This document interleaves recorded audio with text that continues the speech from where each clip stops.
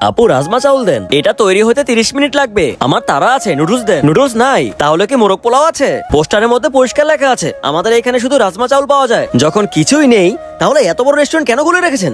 আসলে কোনো কাস্টমার কেন 30 মিনিট অপেক্ষা করবে? আমাদের দোকান রাজমা চাউলের জন্য বিখ্যাত, সবাই জানে। আর ওটা তৈরি হতে 30 মিনিট লাগে। না না, এসব চলবে না।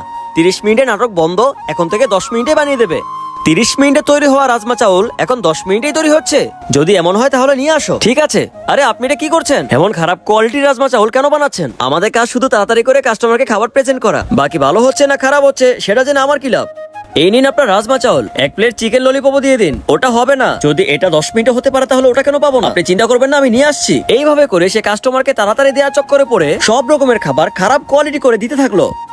ভাই তোমাদের দোকানটি আগে যে জিনিসের জন্য সুনাম ছিল সেটার এখন নেই। আমি জানি যখন কাস্টমার দোকান থেকে ফেরত যায় তখন দোকানদারের কত কষ্ট লাগে, কিন্তু এইভাবে কাস্টমার ধরতে গিয়ে তো সুনাম নষ্ট হয়ে গেল। আরে আপনি ব্যানারগুলো কেন সরাচ্ছেন? আমাদের দোকানের প্রতি মানুষের যে ইমোশন ছিল ওইটা আমি ফেরত আনার চেষ্টা করছি।